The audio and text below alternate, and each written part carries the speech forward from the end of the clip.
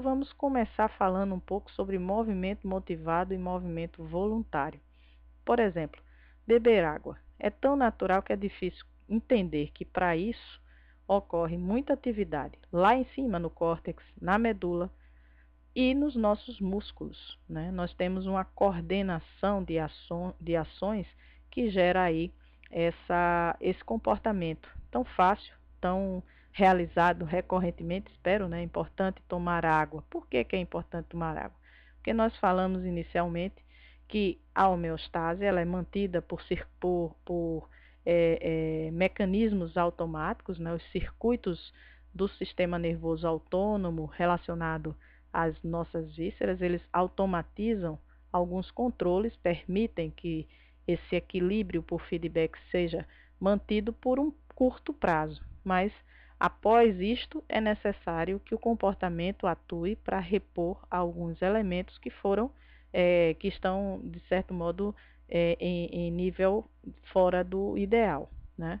Então, o comportamento ele precisa de músculos, mas você sabe o que são músculos? Vamos lembrar aqui que músculo é um tecido, né? Como a pele é um tecido, o músculo é um tecido formado por células que podem se contrair, ou seja, elas podem encurtar. Esse movimento, esse encurtamento dela gera movimento. Nós temos três tipos musculares, né? O esquelético, o cardíaco e o liso, que estão demonstrados nessa figura aí. Só que esquelético e cardíaco, os dois primeiros da figura, a gente vê que eles apresentam um padrão visual muito característico com estrias, e essas estrias fazem com que eles sejam chamados também de estriados, né? Já o músculo liso, justamente em oposição, não apresenta essas estrias, né?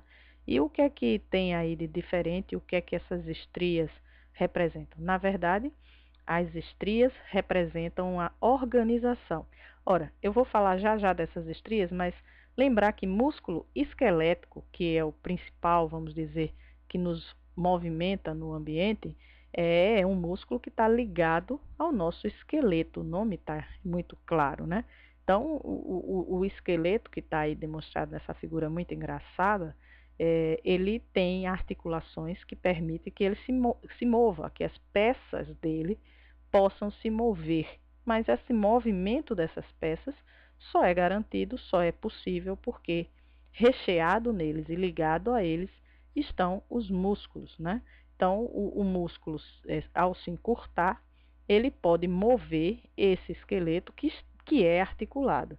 Bom, essa articulação, a gente pode ver aqui nessa figura do músculo peitoral maior. Na verdade, isso é uma tatuagem sobre o corpo de uma pessoa.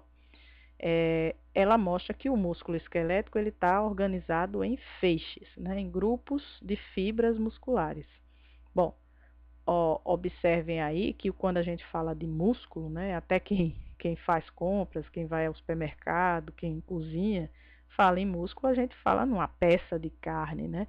E é verdade, a gente olha aí nesse desenho, a gente está vendo todo esse conjunto aí, né, de fibras organizadas paralelamente, né, numa organização que é o que nos dá a ideia do que seja um músculo, né? Só que essas linhas paralelas formam feixes, que a gente pode ver aqui nessa outra figura abaixo, né? Que estão organizados como se a gente cortasse uma peça de carne ao meio, a gente veria aí essas estruturazinhas que estamos vendo aí ampliadas, né? O feixe como sendo essa coisa mais macroscópica, né? Essa coisa grande, né? A peça, que está organizada em grupos de fibras. A fibra muscular mesmo é a célula muscular. A gente chama fibra muscular, mas a fibra é uma célula muscular. E uma célula tem tudo que todas as células têm. Ela tem a membrana que forma ela, que é especificamente chamada de sarcolema. Ela tem o citosol, como toda célula. Ela tem núcleo, só que especificamente na fibra muscular é uma célula multinucleada, ela tem vários núcleos, mas a grande característica é que ela é uma célula cilíndrica e comprida. né? Muito comprida. E é por isso que ela tem vários núcleos, né? E dentro dela existem milhares de miofibrilas. Eu quero que vocês lembrem, e acho que muitos de vocês conhecem certamente, um joguinho de criança que é chamado pega-varetas.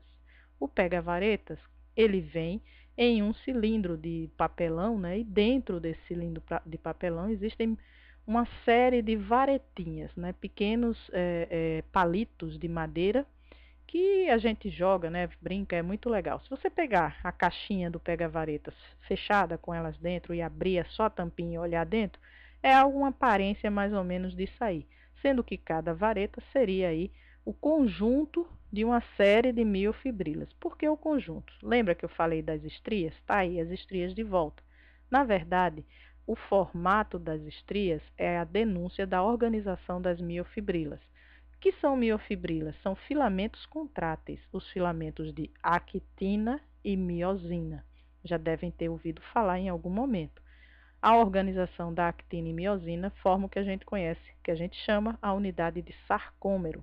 Está aí delimitado nessa elipse amarela um sarcômero. Veja, eu tenho duas linhas escuras, uma parte branca e no centro uma parte escura, né? Essa é a caracterização. Essa aí é uma fotomicrografia, vamos ver isso num esquema, né? Aí está o esquema. A delimitação do sarcômero aqui está dado por essas linhas azuis, que são chamadas, aí é a representação, mas elas são chamadas de discos ou linhas Z, né? Sobre essas linhas Z estão ancoradas essas estruturas em cor vermelha, que são chamados de filamentos finos, são filamentos de actina.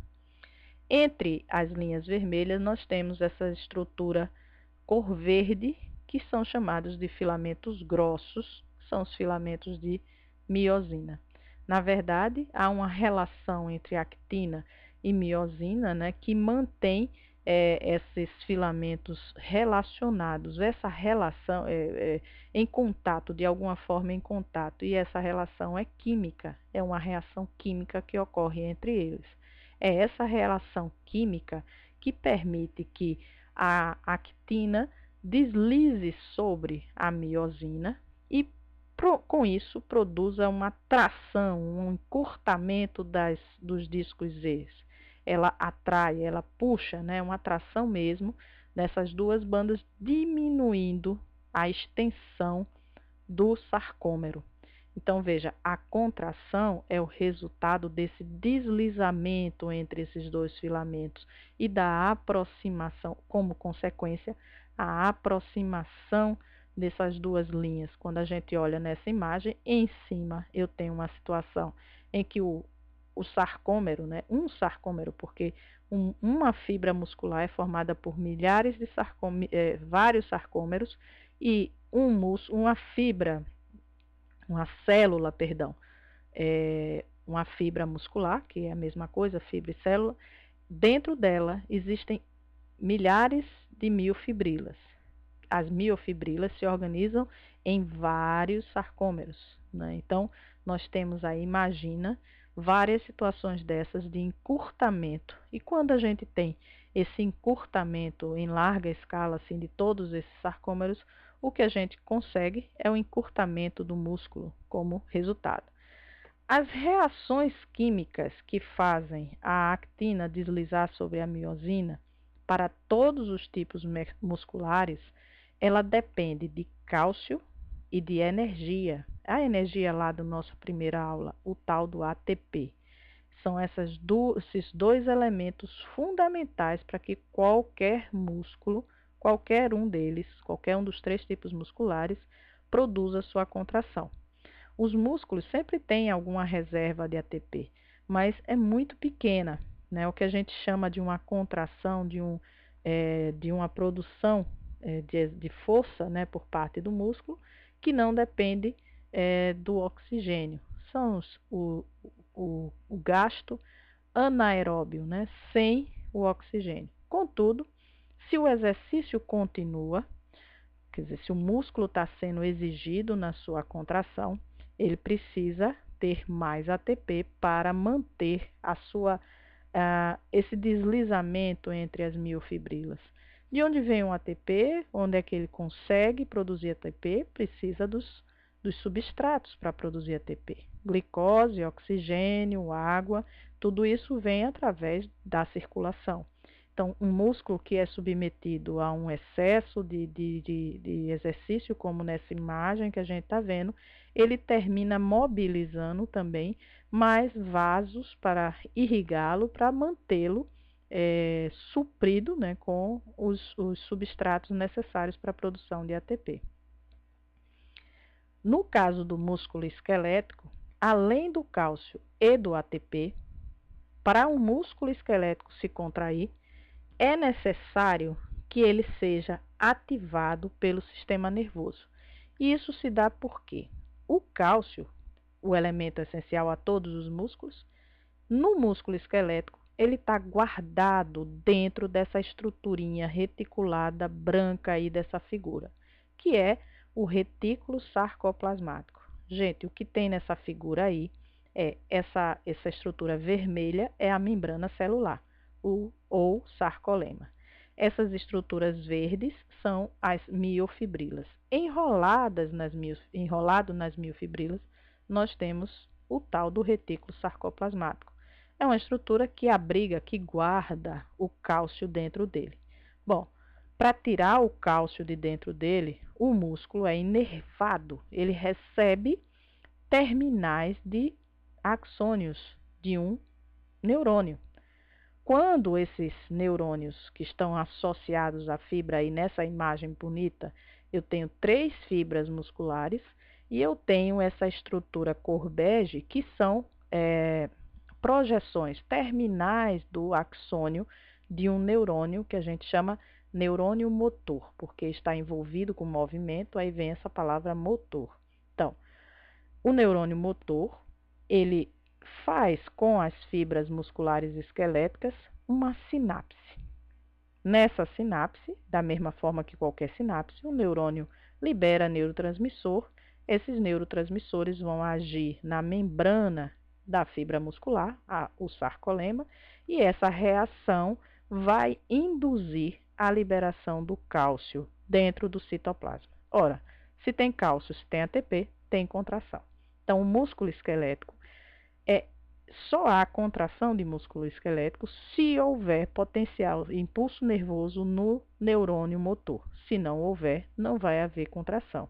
Então, essa junção que o neurônio faz com a fibra muscular, essa sinapse, é muitas vezes denominada de junção neuromuscular.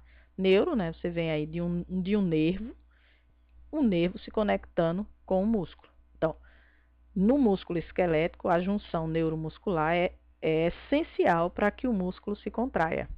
Se não houver impulso nervoso, o músculo esquelético não se contrai.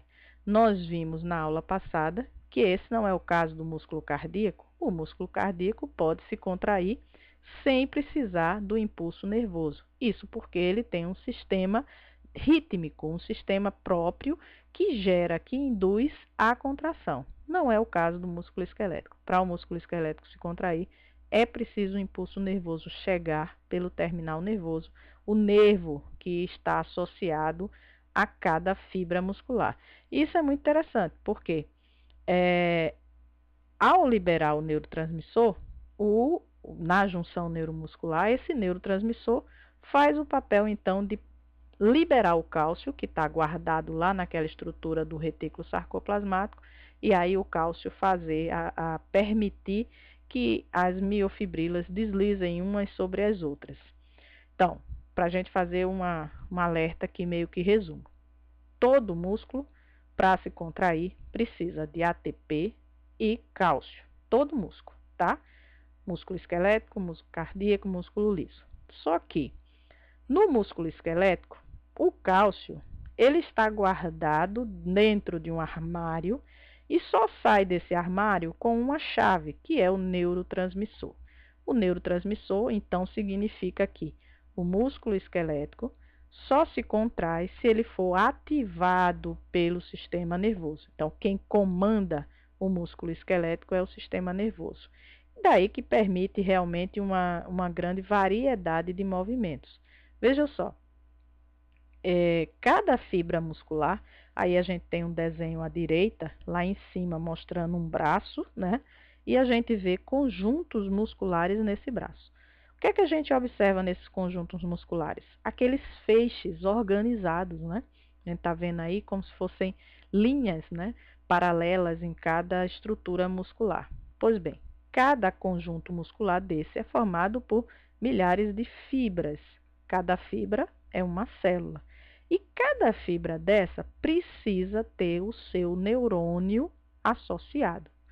Nessa imagem também à direita, a gente vê um corte da medula espinhal e nele a gente vê como se fossem três estrelinhas, uma vermelhinha, uma azulzinha e outro mais violeta, né? Esses três pontinhos aí representam os corpos dos neurônios e esses corpos emitem um prolongamento que é o axônio. Veja aí, eu tenho neurônio 1, neurônio 2, neurônio 3.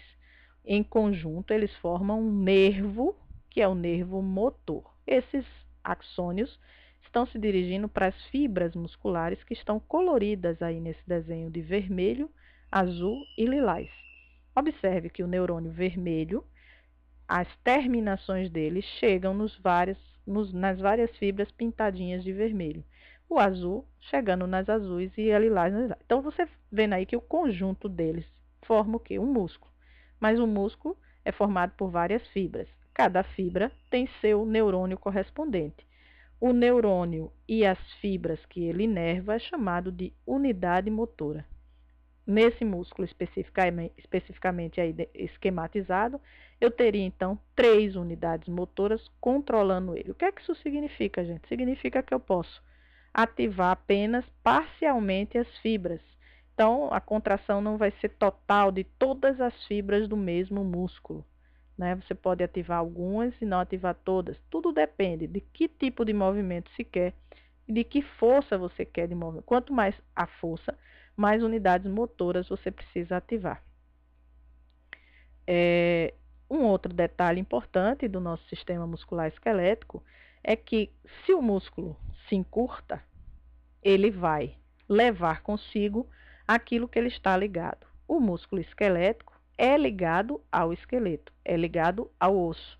Observe nessa imagem o bíceps e o tríceps, eles estão ligados aos ossos aí através dos seus tendões, né? Na porção anterior, na porção final ou anterior, enfim, como queiram, você tem os tendões. Na hora que o bíceps, por exemplo, se encurta, ele traz consigo o rádio, né, que é esse osso do braço, do antebraço, é puxado para cima. Então, você tem um movimento, resulta em movimento, tá?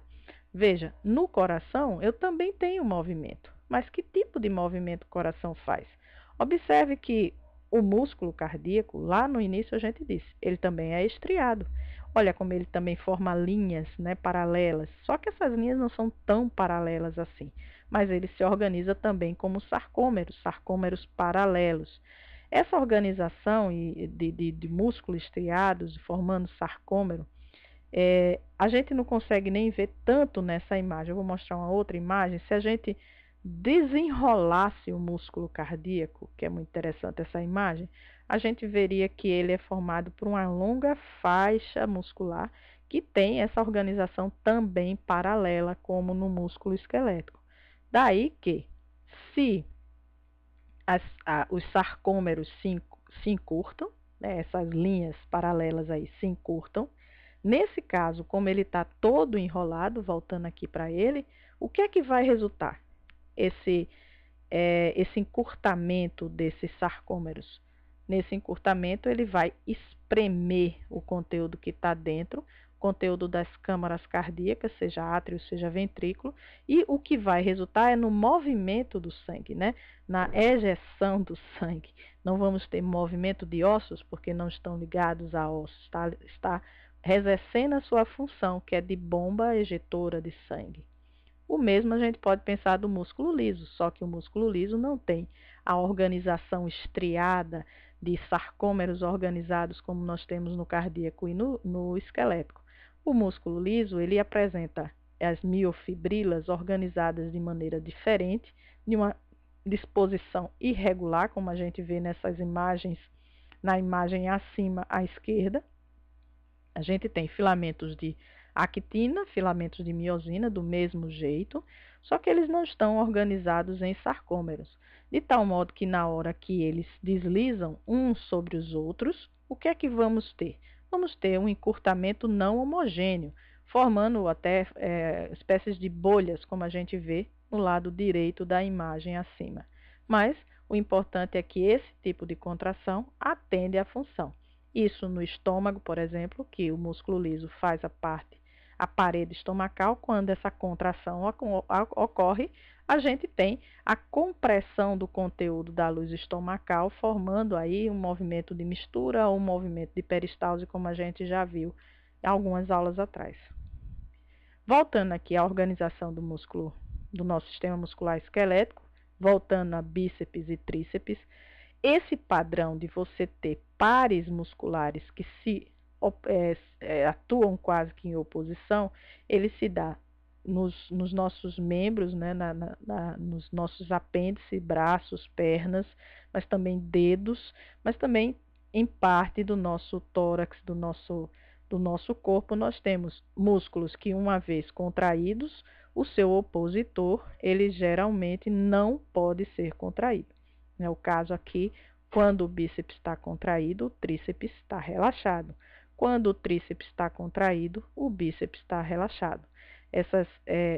O controle desses músculos, as suas unidades motoras, é um controle que precisa ser acionado de forma harmônica para que o movimento ocorra, né? Para que realmente eu consiga mobilizar, mover meu braço.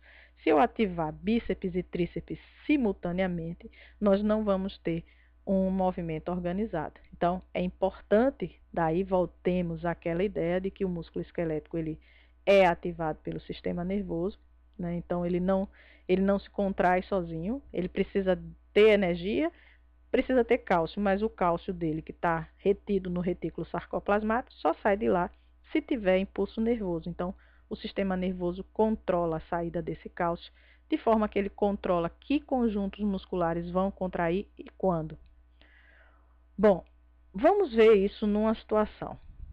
Retirar o pé de um espinho, quando a gente pisa no espinho, é um movimento, né? Esse é um movimento que é controlado pelos músculos, vamos olhar aqui, mas é um movimento que precisa envolver ambas as pernas. Veja, na hora que eu levanto a perna aí, especificamente esquerda, eu estou contraindo o meu músculo flexor, o músculo que fica embaixo da coxa, e simultaneamente o músculo extensor tem que estar relaxado. Só que, para que o sujeito não caia, se ele está em pé, ele precisa manter a outra perna estendida de tal forma que equilibre seu corpo. Então, o que está acontecendo na outra perna é exatamente o oposto. Eu preciso contrair o músculo extensor e manter relaxado o músculo flexor. Quem faz isso? Os neurônios que partem da medula. Veja que o desenho acima tem a medula lá, tá? Então, a medula controla, os neurônios que partem da medula nós chamamos neurônios motores. Esses neurônios motores controlam os músculos que estão nas pernas. Aí a gente está mostrando como se fosse apenas um neurônio, isso é um esquema, obviamente, são muitas fibras, são muitos neurônios, mas isso é só esquemático para a gente compreender.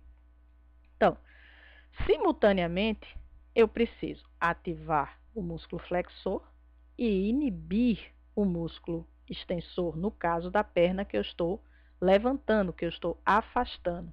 Tudo isso, gente, é feito a partir da sinalização do meu receptor sensorial, que é essa linha que está indo por fora, que é o aferente nociceptivo, nada mais, nada é do que o receptor sensorial de dor.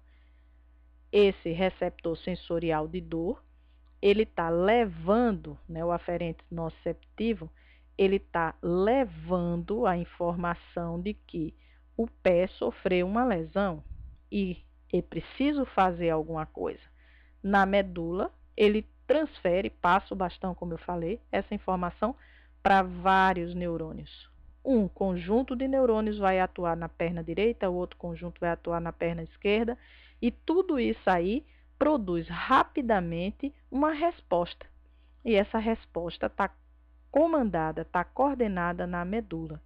É uma resposta que a gente chama de reflexo. Um movimento que é reflexo, é imediato, é automático, é rápido, tá? Os nervos que controlam esses músculos partem da medula. É na medula que estão os corpos desses neurônios, os axônios deles formam os nervos que vão atingir os músculos e controlar esses músculos. Esses nervos, no caso, esses neurônios que vão controlar os músculos, nesse caso, eles estão sendo ativados pelos neurônios sensoriais, no caso aí o aferente nociceptivo, que está chegando com a informação na medula e está repassando essa informação para os neurônios motores, né? Fazendo aquela corrida dos bastões, passa o bastão para frente, através, gente, sempre lembrando das sinapses. O que é que tem aí de interessante, né? Que vocês têm que pensar. Eu tenho uma resposta rápida, imediata. Essa informação de que o espinho danificou a pele, ela vai ser percebida lá no córtex, como a gente mostrou, como dor. Mas tem que chegar a informação no córtex para a gente poder sentir dor. Aqui eu não estou mostrando o córtex, eu só estou mostrando a medula. A informação já chegou na medula. E na medula ela já produziu essa resposta de retirar o pé. Mas tudo é tão rápido, muito rápido, é coisa de milissegundos. Essa mesma informação também vai ser levada para o córtex. E lá a gente sente a dor. Tudo parece simultâneo, ao mesmo tempo, mas não é. Primeiro a gente vai tirar o pé do espinho, depois a gente sente dor. Esse depois, gente, é preciso considerar milissegundos depois. É um tempo muito... nós não somos capazes de perceber que tempo é esse, mas é o tempo do sistema nervoso e a gente pode demonstrar isso através de experimentos. O vídeo que eu deixei disponível para que vocês observem na sala de aula, para que vocês visualizem na sala de aula, ele mostra exatamente uma lesão de medula num sapo e mostrando que ele tem o reflexo de dor, né, que é o reflexo quando ele é estimulado com o ácido, ele mexe a pata, né, embora a informação não esteja chegando ao encéfalo porque o encéfalo foi destruído. Então, nesse caso, esse animal não está sentindo dor porque as regiões responsáveis pela percepção da dor já tinham sido destruídas. Veja, a medula controla os músculos, né, os circuitos, os neurônios que partem da medula é que estão comandando o músculo. E aí eu apresentei aí para vocês um reflexo, né, a resposta imediata. Acontece que um reflexo é primitivo, né, ele existe, os circuitos estão realmente na medula comandando todos os músculos do nosso corpo. Mas à medida que o homem se desenvolve, né, da criança até o adulto, o cérebro, o encéfalo e principalmente o córtex, ele aprende a dominar esses circuitos da medula. Ou dizendo de uma forma mais correta, esses circuitos da medula passam a ser dominados pelo córtex. Então, os circuitos medulares agora vão sofrer a influência de neurônios que vêm lá do córtex motor. O que é o córtex do motor, gente? Voltemos lá para aquela figura que nós já falamos. Olha aí, a região vermelha aí do córtex, pintada de vermelha, é chamado de córtex motor primário. Esse primário dele aí é diferente do primário sensorial. O primário sensorial é onde chega a primeira informação sensorial. O primário motor é onde começa o controle de um movimento. Então, começa aí no córtex motor, na verdade, começa nas áreas associativas, o planejamento de um movimento. Esse planejamento, esse plano, ele é repassado no bastão, né, para os neurônios que formam essa região vermelha, e esses neurônios que estão aí nessa região vermelha enviam seus axônios para toda a medula. E onde tiver conjunto muscular, unidade motora referente ao músculo que é preciso acionar, esses neurônios vão acionar. De tal maneira, gente, que esse controle, ele representa lá no córtex todas as porções do nosso corpo, como lá no córtex sensorial, forma um desenho do nosso corpo, que é esse desenho aí estranho que vocês estão vendo nessa figura. Esse desenho estranho é chamado de homúnculo, é uma representação deformada do nosso corpo. Por que deformada? Porque eles representam a quantidade de unidades motoras em cada porção do nosso corpo. Temos mais unidades motoras na mão do que nas costas. Por que isso? Porque eu posso fazer movimentos diferentes, quer dizer, acionar unidades motoras em momentos diferentes, de tal maneira que eu posso, por exemplo, fazer movimentos nos dedos como se eu estivesse tocando piano. Eu não posso fazer isso nas costas, porque os músculos das costas, eles operam como um conjunto todo. Um único neurônio pode acionar várias fibras musculares nos músculos das costas. Um outro aspecto que também se relaciona da mesma maneira que a sensibilidade, as nossas percepções sensoriais, é que esses neurônios do córtex, eles controlam os músculos do lado oposto do corpo. Há um cruzamento das fibras. Esse cruzamento se dá aí onde essa seta preta está apontando, na região do tronco cerebral. Quer dizer, saiu do córtex, o axônio vai passando em torno lá do tronco cerebral, da região mais ou menos do bulbo, e o axônio cruza, passa para o outro lado. E ao passar para o outro lado, ele vai controlar os músculos do lado oposto. Daí que quando a pessoa tem os chamados AVCs, acidentes vasculares cerebrais, num lado do cérebro, né, num dos hemisférios do cérebro, apresenta uma dificuldade motora ou uma deficiência motora de movimento no lado oposto do corpo. É por isso que isso acontece. Então, beber água, muito simplesmente, né, não é uma tarefa simples para nosso sistema nervoso.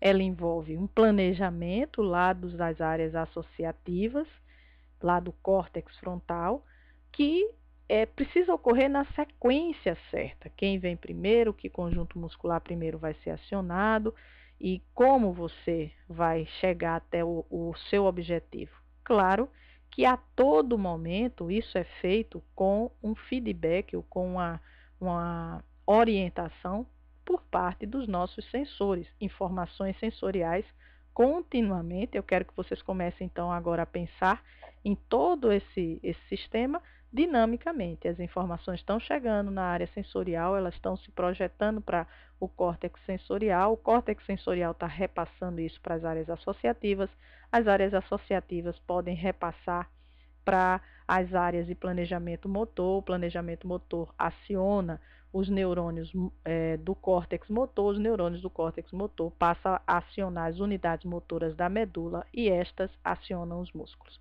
Então, a gente chega nesse elemento final que é beber água. Beber água é um comportamento motivado, como a gente falou lá no início. Motivado por quem?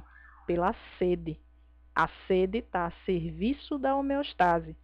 Por que a sede está a serviço da homeostase? Porque quando o nível de água baixa no nosso corpo, o nosso sistema, a nossa homeostase entra em ação. Primeiramente, é preciso impedir perder mais água. Então, essa é a primeira ação que é feita. Essa ação de impedir perda de água, lá no final eu vou falar, ela é fruto de um hormônio que é liberado pela neurohipófise, que nós falamos semana passada, que é a vasopressina, o hormônio antidiurético. Ele impede a diurese, ele impede a eliminação de grandes quantidades de água. Por que isso? Porque tem pouca água no organismo, certo? Só que você pode controlar a perda de água. O sistema, homeostaticamente, ele pode controlar a perda de água. Mas ele não tem como controlar aumentar a água automaticamente. Por isso que ter sede é um mecanismo de buscar a água para completar o tanque, como diz assim. A água é um item fundamental, a gente já falou da sobrevivência das células, está distribuída nos compartimentos intracelular, o LIC, e extracelular, que é formado pelo líquido intersticial e pelo plasma. O controle, né, dessa quantidade de água interfere diretamente na sobrevivência das células. Porque aquela historinha que a gente mostrou lá na primeira aula, a tal da osmolaridade, a distribuição diferencial de solutos, seja no espaço intersticial, seja dentro do citosol, influencia a quantidade de água que está dentro ou não da célula. Se tem uma solução que é chamada isotônica, você tem solutos equilibrados de um lado e de outro, e a água também é equilibrada, as concentrações são semelhantes. Mas se você tem um ambiente que é hipotônico em relação à célula, a célula tem mais solutos dentro dela do que o meio intersticial, o que é que vai acontecer? O espaço intersticial vai perder água para dentro da célula e pode ocorrer a lise, o estouro, né, da célula. O oposto, se a célula está vivendo num meio hipertônico, tem mais solutos fora da célula do que dentro dela, ela vai terminar perdendo a água dela, do seu citosol, e ela pode murchar, ela pode entrar em plasmólise. Esse controle, que a gente chama controle da osmolaridade, é fundamental para nosso corpo, e isso é feito através do sistema renal. O sistema renal, gente, ele é composto por rins, uréter, bexiga e uretra. São esses elementos que estão envolvidos nesse sistema de controle. Efetivamente, quem faz o balanço, né, da osmolaridade é o rim, mas ele, para fazer esse balanço, ele precisa excretar os seus excessos. Então, ele vai fazer essa função, né, de excretar ou de reter, por exemplo, água e os solutos, como sódio, cálcio, potássio, glicose, ureia, etc., através de 3 processos: filtração, reabsorção e excreção. Então, para que ele possa fazer a excreção, ele precisa da bexiga urinária, com a qual ele se conecta através do uréter. Por que a bexiga urinária? Porque ela retém essa produção de urina enquanto o rim está fazendo a sua função. A função, né, volto a dizer e reforçar, a função do rim, as funções renais, como a gente chama, é filtração, reabsorção e excreção. Olhando anatomicamente, a gente vê que os rins, né, é um órgão, são pares, né, um de cada lado. Importante dizer que os rins não são exatamente iguais em termos de tamanho, de peso, etc. São estruturas extremamente vascularizadas, recebem muito sangue, porque é através do sangue que ele vai fazer seu papel. Tem sobre elas uma glândula, que é a chamada glândula suprarrenal, que nós falamos na aula passada. E está situado aproximadamente na altura do diafragma, mais para a região posterior do nosso corpo, e não na região anterior. Aqui a gente vê outras imagens mostrando o rim já com um corte, né? Um corte que atravessa essa estrutura, e mostrando aí no centro, a imagem central, aqui à direita, a gente tem uma artéria renal, uma veia renal chegando dentro dessa estrutura. Essas artérias e essas veias, quer dizer, a artéria chegando, a veia saindo, elas se ramificam, né? Vejam que elas formam até desenhos muito bonitos, né? Separando cada gomo, né? Como se fosse cada gomo desse dentro do rim. A estrutura mais avermelhada do centro desses gomos é a medula do rim. Medula, o nome medula vem de meio, tá? A parte de fora, que inclusive está destacada na imagem de cima, é o córtex renal. Então, o rim ele tem um córtex e uma medula. Assim como a gente acabou de falar do encéfalo do córtex, o sistema nervoso central tem medula e tem córtex. Medula é meio, córtex é casca, por isso que os nomes se repetem, tá certo? Então, aí não vamos confundir, porque não estamos falando de neurônio, estamos falando de rim. Então, estamos falando de medula renal, córtex renal. Veja, eu estou mostrando que tanto na medula, né, você tem uma segmentação dos núcleos medulares através dos vasos, né, estão cobrindo essa região aí, e no córtex eu tenho projeções desses vasos, por isso que a gente observa lá em cima, na primeira figura superior, a gente tem como se fossem cachos de uva. Observem bem esses cachinhos de uva que preenchem o córtex renal. A imagem de baixo mostra a pelve renal, aí embaixo, que vai ser importante a gente falar. A pelve renal é a coleção de todos os túbulos renais que vão estar distribuídos nesse córtex e nessa medula e que coletam, fabricam e coletam a urina, que vai ser esgotada aí na pelve renal. A pelve renal é como se fosse uma grande praça, né, congregando todos os ductos, vai esgotar dentro do uréter, tudo aí é ducto, tá? Tudo é como se fosse pequenos canos. O uréter vai dar lá na bexiga, como a gente viu, tá? Essa região da medula e do córtex é preenchida por milhares de túbulos microscópicos. Os túbulos, na verdade, são as unidades do rim, que são chamados de néfron, né? São milhares deles em cada rim. Eu tenho aqui já destacado nessa elipse preta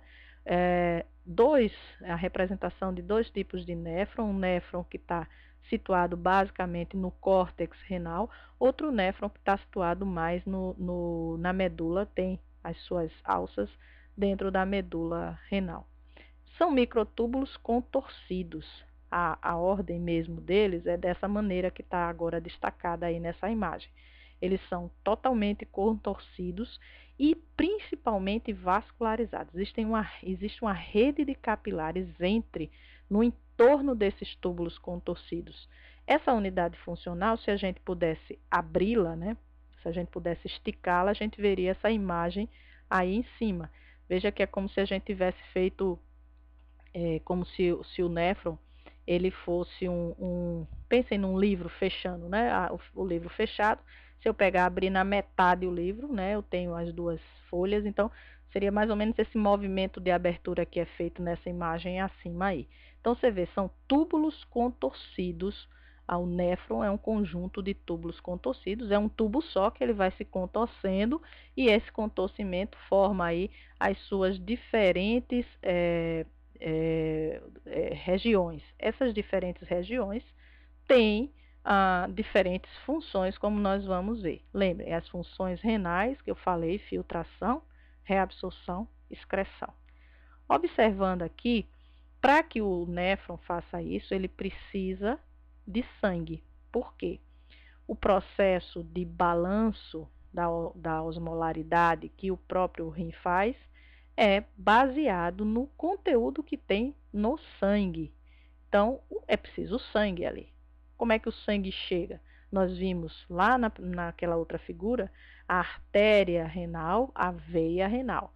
Vimos que elas, quando entram ou quando saem, quando a artéria renal entra no rim, ela se subdivide e vai formando aqueles lóbulos, depois ela se subdivide mais e vai formando aqueles cachinhos de uva que eu chamei a atenção para vocês. Aqueles cachinhos de uva, eles dão exatamente onde está apontada essa seta aí. A arteríola aferente. A arteríola aferente, ela vai entrar no ducto, ela vai entrar no túbulo renal. Ela vai entrar nessa estrutura que nós vamos separar, formar com essa estrutura o que nós chamamos de corpúsculo renal. Então, a arteríola aferente entra, se ramifica em capilares que estão dentro dessa cápsula, que é a cápsula de Bowman. Se a gente juntar esses capilares ramificados, que recebem o nome especial de glomérulo, se a gente juntar esses capilares com a cápsula de Bowman, a gente tem o que a gente chama de corpúsculo renal. É no corpúsculo renal que ocorre a primeira das funções renais, e é só nele que ocorre isso. Chama-se filtração. O sangue que entra pela arteríola aferente, ele é filtrado nesses capilares. Na verdade, praticamente todo o plasma sai de dentro do capilar e vai para dentro da cápsula de Bowman. Na hora que ele vai para dentro da cápsula de Bowman, aí ele passa a ser chamado de filtrado, tá? Ele é literalmente, o sangue é filtrado, formando o filtrado, né? É como se fosse uma peneira.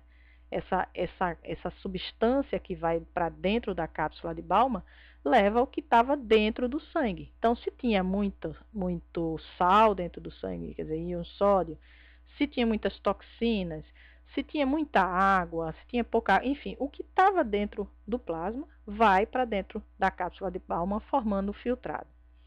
Esse filtrado, que está lá, olha, nesse Fzinho apontado pela seta, ele foi formado aí na cápsula de Bowman. E agora ele vai percorrer todo o percurso dos túbulos. Ora, qual é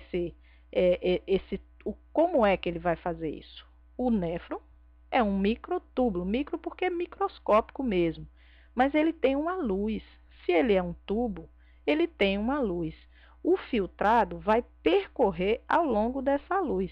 Percorrer por onde? Pelas regiões diferentes do néfron. Essa primeira região em cima, que sobe, né, forma uma corcova assim, é chamado túbulo proximal. Na verdade, túbulo contorcido proximal. Todos são contorcidos, né?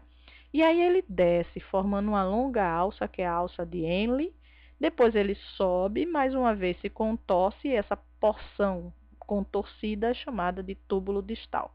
Esse túbulo distal, então, vai desembocar no ducto coletor, tá? Então, quando o filtrado sai da cápsula de Bowman e ele começa a percorrer o túbulo, ele começa a sofrer as duas outras funções, né? Ele vai começar a sofrer a outra função renal, que é a reabsorção.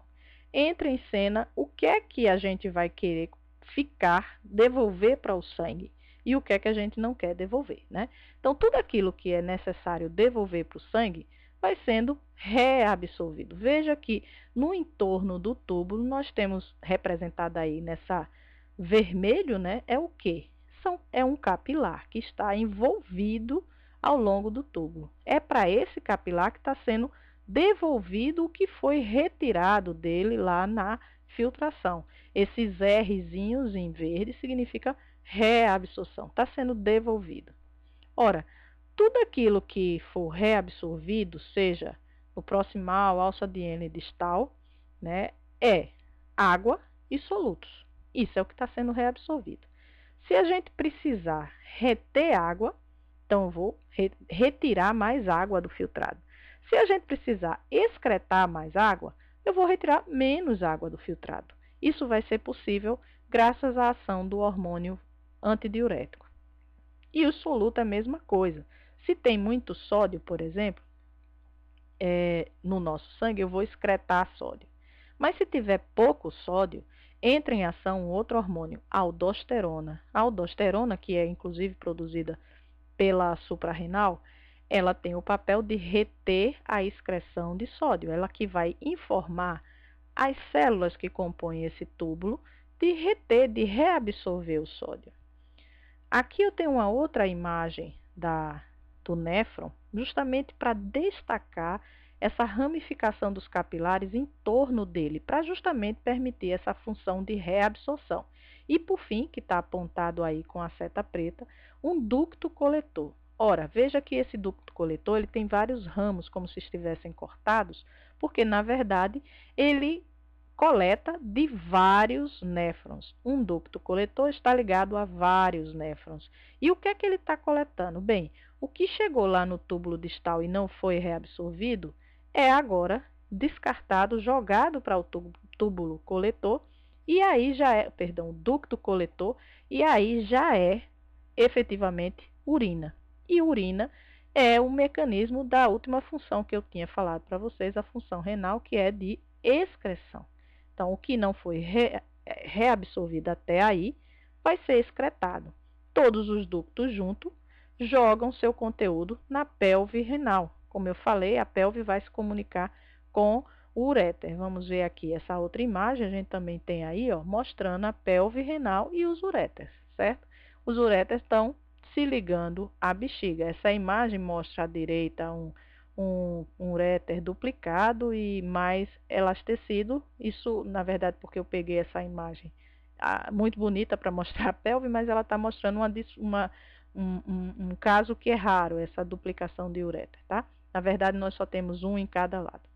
Pois bem, o resultado da composição da urina vai depender de quantos solutos de água nós precisamos ter no organismo. Esse balanço é feito lá nos néfrons, nos túbulos renais. E isso depende do ambiente em que o animal vive. Se o animal vive num ambiente onde tem pouquíssima água, ele vai fabricar uma urina extremamente concentrada, perdendo o mínimo possível de água. A água perdida, que é chamada água essencial, seria em função apenas da condução, da diluição das excretas que precisam ser retiradas do nosso organismo. Então, esse balanço de quantidade de água na urina que é excretada depende efetivamente do ambiente que o animal vive, né? Como eu falei, 2 hormônios participam do nosso processo de controle da osmolaridade, a vasopressina, o ADH, produzido pela neurohipófise, e a que é liberado quando há pouca água no organismo. O papel dele é evitar a perda de água. Evitar a perda de água é aumentar a reabsorção da água, diminuindo a sua excreção. A aldosterona, produzida na suprarrenal, é liberada quando há pouco sódio, também fazendo o mesmo papel que o ADH. Por fim, essa urina, esse produto, ele vai chegar nessa bolsa muscular, músculo liso também, gente, que é a bexiga, né?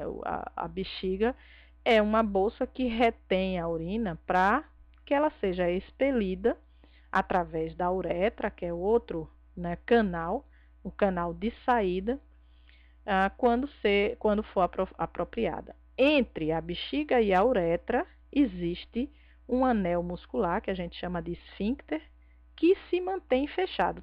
Toda vez que a gente fala de esfíncter, é um anel muscular fechado, contraído, constantemente contraído. Isso impede que a urina seja liberada continuamente. Ela só é liberada, então, quando esse esfíncter for aberto. Esse controle dessa tensão desse músculo é feita pela medula. Olha aí, o esfíncter é um músculo e esse músculo é controlado a partir dos neurônios que estão na medula. Eles se projetam para esse músculo e mantém esse músculo ativado, ou seja, contraído, evitando que a urina seja liberada para a uretra e daí para o meio ambiente, saia, né? Pois bem, quando a parede da bexiga está extremamente estirada, porque a bexiga está lotada de urina, ela já alcançou sua capacidade, ela aciona receptores sensoriais. Sensores da parede da bexiga fazem a função de levar a informação para a medula, dizendo, olha, agora o compartimento já está lotado. O que é que esses neurônios fazem, então? O centro nervoso na medula decide, a partir dessa informação que chega do neurônio sensorial, que está aí apontado pela seta, decide o quê? Decide inibir o neurônio que estava acionando a contração do esfíncter e ativar aqueles neurônios que vão fazer a contração do músculo da bexiga, da parede da bexiga, ou seja, o esvaziamento da bexiga. Nesse caso, ocorre a micção. Tudo isso aí está ocorrendo na medula, não é? É o que acontece com o nosso bebezinho assim que ele nasce. Cada vez que a bexiga dele enche, ele excreta a urina. Cada vez que a bexiga, os receptores sensoriais da bexiga sinalizam para a medula de que ela está cheia, ocorre a micção. Quando a gente vai se tornando adulto, o que é que vai acontecendo? A gente aprende, né? É um processo de aprendizagem a controlar e a realizar a micção à medida que houver um local apropriado, horário, enfim, que a gente possa fazer isso. Como é que isso aconteceu? Não foi mágica. Os circuitos que controlam esse músculo continuam lá na medula. Mas agora, lá aquele velho encéfalo, na verdade não é o córtex, mas uma região do tronco cerebral, que é a região ligada à micção, ela passa a comandar esses circuitos da medula, interferir com ele. Se não for o momento, ela não permite aquele processozinho mágico de abrir o esfíncter, contrair a parede. Não, ela inibe tudo isso e fica somente a sensação da micção que algum tempo depois passa, né? Ou às vezes não passa, dependendo do se a parede da bexiga está muito cheia. Claro que um outro detalhe importante, tudo que o encéfalo pode interferir na medula, pode interferir também pelo aspecto cognitivo. Então, existem pessoas que reagem quando estão muito nervosas, tendem a urinar muitas vezes. Outras pessoas tendem a segurar a urina, mas quando chegam perto de casa, tem a sensação de que não vai dar tempo de chegar ao banheiro. Tudo isso tem um papel aí envolvido do encéfalo, do córtex cerebral, que envolve aí mecanismos de aprendizagem emocionais que podem interferir com esses circuitos na medula. Pois bem, gente, chegamos ao final de mais uma aula, né? Nessa aula a gente passou pelo sistema nervoso somático, mostrando sua organização para captar a informação que se transforma em percepção e que pode orientar movimento. Falamos dos sensores especiais e mostramos que eles estão organizados com muitos detalhes para capacitar, transformar qualquer informação em impulso nervoso, que o córtex é a região do sistema nervoso central que comanda as percepções e também controla e organiza o movimento, mas faz tudo isso através da medula, daí que lesões medulares interferem nesse comando cortical. Os músculos, nós vimos que são formados por células que contêm filamentos contráteis e por isso pode promover o movimento, e nós falamos que os comportamentos motivados, eles servem para compensar, ajudar na homeostase, e o exemplo que a gente usou foi a sede, a propósito do controle do nível de água e da osmolaridade do nosso organismo, que é papel realizado pelo sistema renal através de suas funções de filtração, reabsorção e excreção. Espero que vocês tenham aproveitado e nos vemos na próxima aula.